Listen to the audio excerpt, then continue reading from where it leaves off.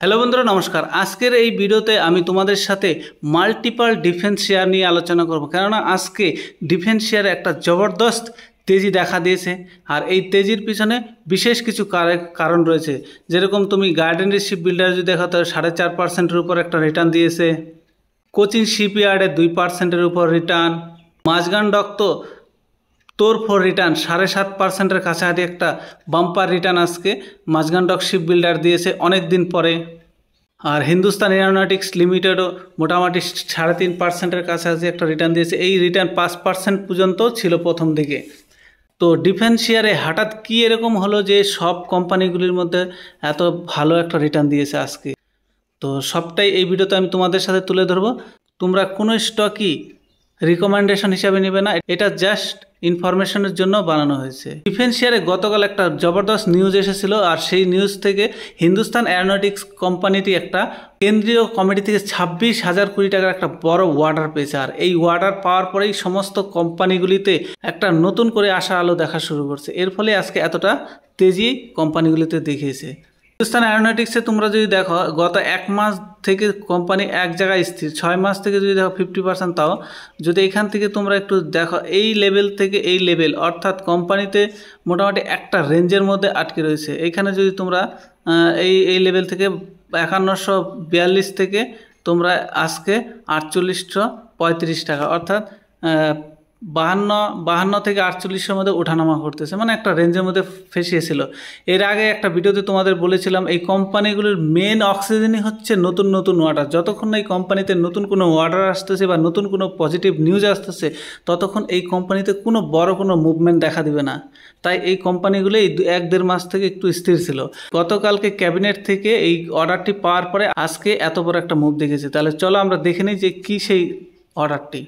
Tuesday, after the Union Cabinet Committee approved 240 Aero engine for Su-30 Mk-1 aircraft, 26,000 crore from the company. কেন্দ্রীয় মন্ত্রিমণ্ডল 240টি arrow ইঞ্জিনের জন্য প্রায় 26,000 কোটি টাকার একটা বড় অর্ডার দিয়েছে এই HAL কোম্পানিকে।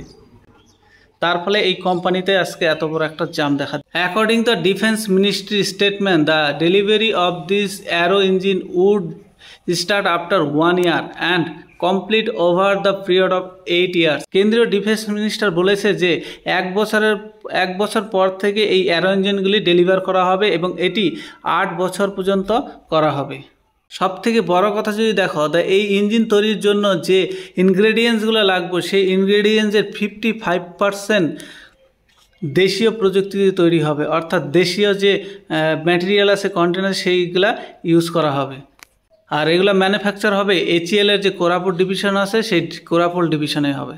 অ্যান্টি-কিউ ব্রোকিংয়ের কথা যদি মানা হয়, তাহলে তিনি বলছে যে new order book will be further blaster Hindustan already strong order book 940 billion, অর্থাৎ অলরেডি হিন্দুস্তান এরোনটিক্স লিমিটেডের কাছে 940 বিলিয়নের একটা বড় অর্ডার বুক রয়েছে এবং এটা 2024-এর ফাইন্যান্সিয়াল ইয়ারের লাস্টের দিকে 1.2 ট্রিলিয়নে পৌঁছে যাবে। এছাড়া HAL strong order pipeline from the medium to long term prospect will help the company build a strong revenue. HAL এর যে স্ট্রং অর্ডার বুকগুলো রয়েছে, সেই অর্ডার বুক থেকে আগামী সময়ে এর রেভিনিউ স্ট্রং হবে।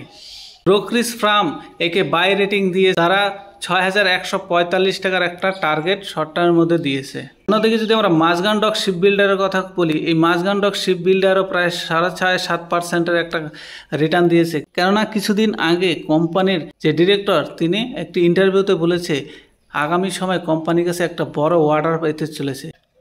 CNBC TV18-এ ইন্টারভিউতে তিনি বলেছেন যে কোম্পানির কাছে আগামী সময় 27,000 কোটি টাকার একটা বড় অর্ডার আসার সম্ভাবনা রয়েছে। সেখানে 3টি সাবমেরিনের কথা বলা হয়েছে। আর এই 3টি সাবমেরিন যদি আসে, তাহলে এই কোম্পানির জন্য কতটা গুরুত্বপূর্ণ এবং কোম্পানির রেভিনিউতে কত বড় জাম্প দিতে পারে, সেটা তো বুঝতেই পারছো। কোম্পানি যদি বর্তমান অর্ডার বুকের কথা বলি, তাহলে দেখব 40,000 কোটি টাকার কোম্পানির কাছে বর্তমানে অর্ডার বুক রয়েছে, যেটা 30টি শিপ আগামী সময়ে তাকে ডেলিভার করতে হবে।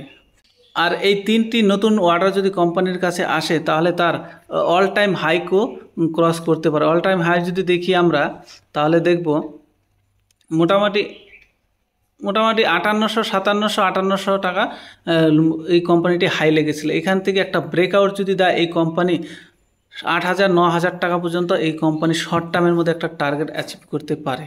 এর আগেও তোমাদের আমি বললাম যে এই ডিফেন্স সেক্টরে একটি মাত্র অক্সিজেন, সেটা হচ্ছে নতুন নতুন অর্ডার। যতক্ষণ কোম্পানির কাছে নতুন নতুন অর্ডার আসবে ততক্ষণ কোম্পানিতে তেজি উপরের দিকে চলবে। আমরা মাঝগান ডেপ শিপবিল্ডার যে ম্যাক্সিমাম রিটার্ন দেখি, তাহলে দেখ প্রায় 2500%-এর কাছাকাছি ম্যাক্সিমাম রিটার্ন অলরেডি দিচ্ছে। 2020 সালে কোম্পানিতে কেউ যদি 1 লাখ টাকা ইনভেস্ট করে থাকে, বর্তমানে তার প্রায় 25 লাখ টাকা হয়ে গেছে। তাহলে এত বড় একটা মাল্টিব্যাগার কোম্পানি অলরেডি দিয়েছে। তো এই হচ্ছে মূল কারণ, এই 26,000 কোটি টাকার HAL এর যে নতুন অর্ডারটি পেয়েছে তার জন্যই প্রত্যেকটা ডিফেন্স কোম্পানি নতুন আশার আলো জেগেছে যে ভবিষ্যতে এদেরও নতুন নতুন অর্ডার আসতে চলেছে। তো আশা করি ভিডিওটি তোমাদের ভালো লেগেছে।